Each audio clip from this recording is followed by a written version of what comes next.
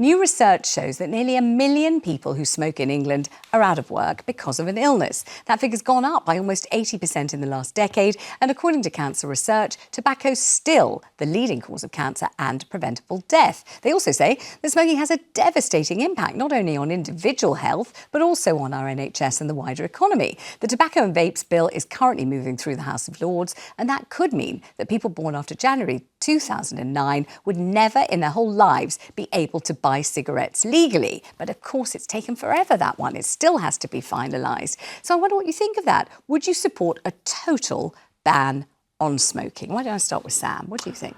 No, I wouldn't actually. I think obviously, so I'm a social smoker, and Donna and I were talking about this in the green room, and it's part of, let's say, pub culture. Mm-hmm. So pubs are already struggling, and people go there to see they don't smoke in their house, they don't smoke in their garden. They love to be in a pub garden, especially on a sunny day. If there was no cigarettes, great. I wouldn't smoke at all.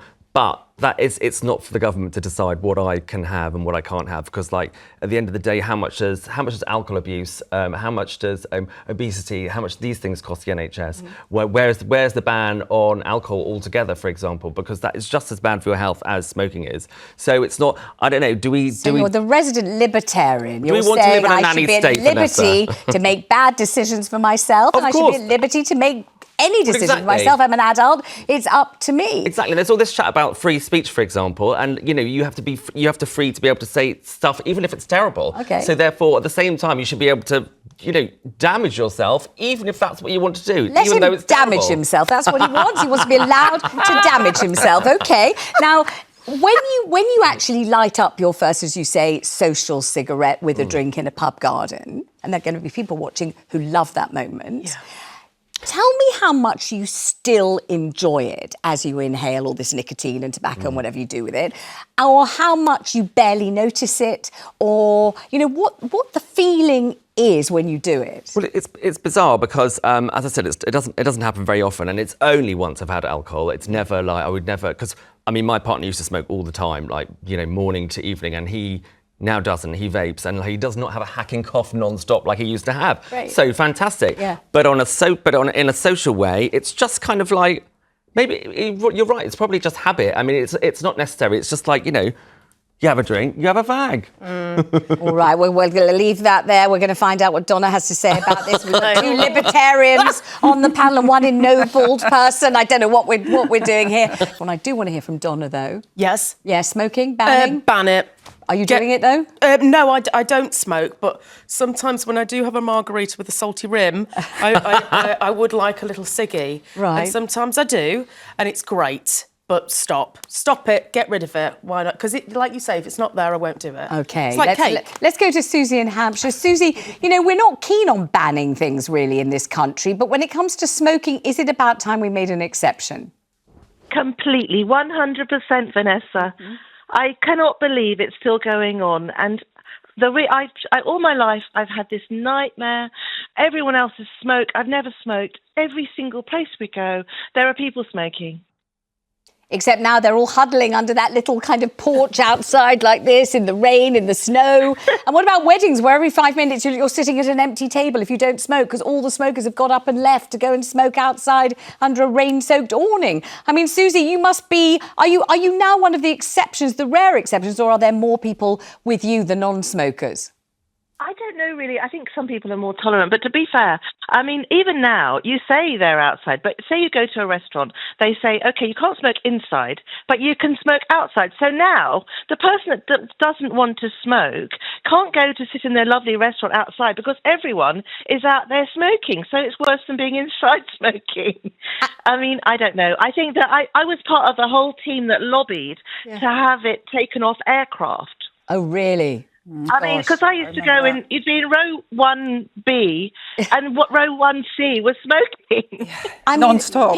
Young people today won't even remember. They won't realise. They don't believe it. It's absolutely true. So if smoking ended in row 12 and you were in row 13, they were smoking all over you and you were just sitting there, but you were in the non-smoking. But wasn't it the same in theatres and cinemas? Absolutely. And restaurants, wasn't it? Yeah. Restaurants you could light up Clubs. anywhere, but in theatres and cinemas, didn't they sometimes have the smokers were all over there, but you were sitting right next to to them. It was absolutely... And also, you know, you see little kids in cars. I mean, we were the little kids in cars. Yes. Usually with our dads, smoking away. You'd try and open the window, they'd be, oh, close the window because of the draft, and you'd all just be sitting there inhaling the smoke all the way from... And it's absolutely correct to ban it all in public spaces. Absolutely, on planes, ridiculous. I mean, like, you know, do you remember when you went clubbing, whatever, and you'd come home and like all of your jeans and all your clothes would stink completely? But that's not the case anymore. So therefore, smoke outside. But smoking outside, that's your own business. There's very few things where there isn't one redeeming feature, and smoking is one of those. You know, there's nothing positive really that comes out of it. And that's why I was trying to get Sam to explain. What about the cool look? No, that's a joke. And also,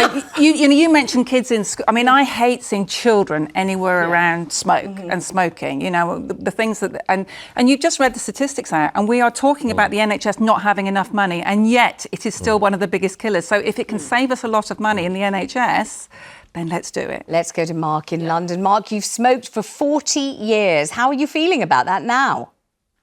Well, I mean, I wish I'd never started. I mean, I think that I've been smoking over 40 years. I'm an addict. I've tried giving up many, many times and failed.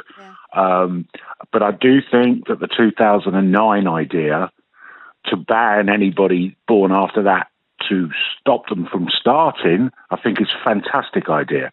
Because when I think about the health ramifications, I've fortunately not had any problems, but I think about all the money over those 40-odd years that I've wasted is absolutely ridiculous. So if they bring in this 2009 idea, I think that's perfect, because hopefully that will then stop. It's got to be enforced, of course, but that would stop. If they do enforce it, like they do with alcohol, by saying, right, need some ID, please, then it could work, and that could reduce the number of new smokers enormously. Mark, do you mind my asking, how much do you reckon you spend on smoking a week these days? Oh, good God. What do you think? Seriously? Probably between 80 and £100. Wow. A week? A week?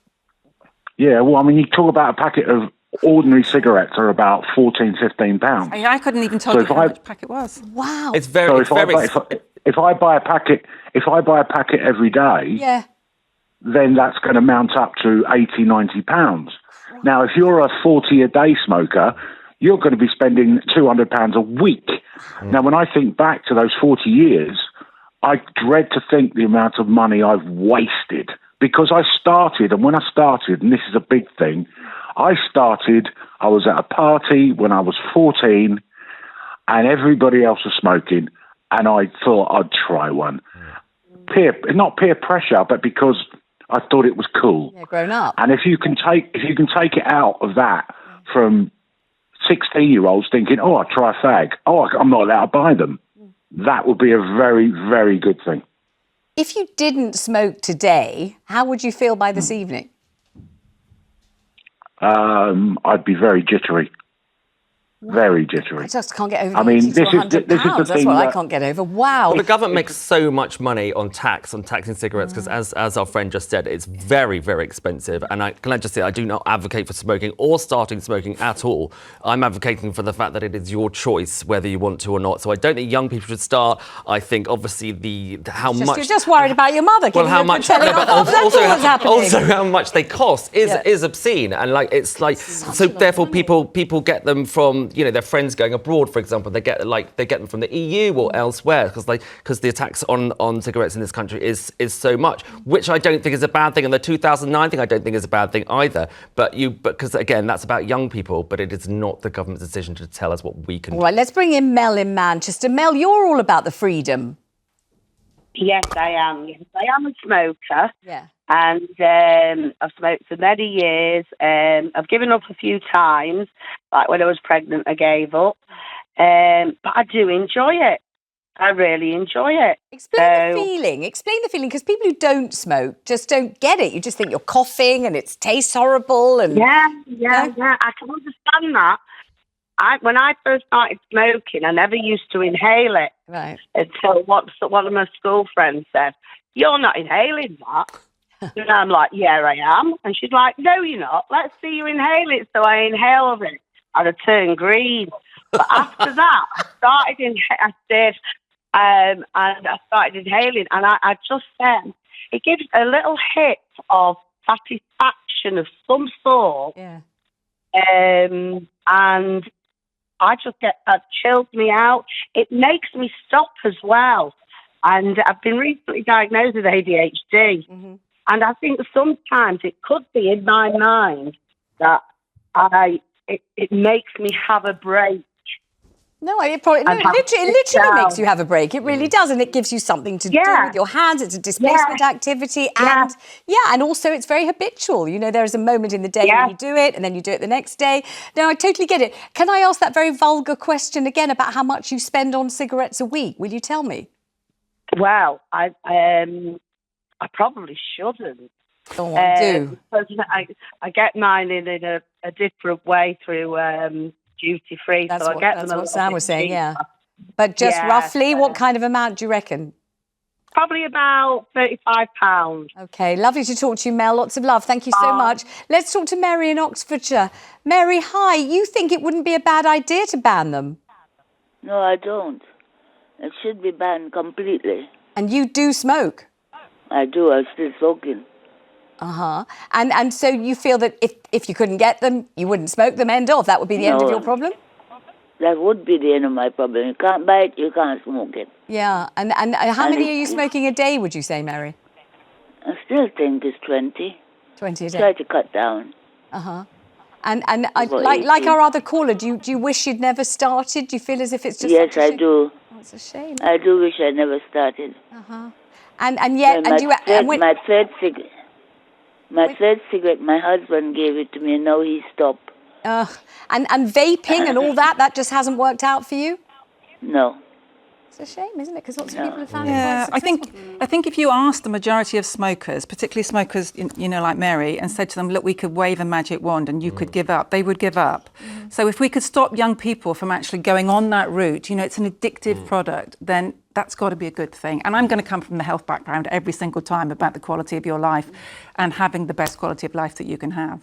And the money. What about having the money? Yeah. Not spending on that. Let's go on holidays. Yeah, let's go to Paul in Merseyside. Paul, have you managed to give up? Yeah, I have actually.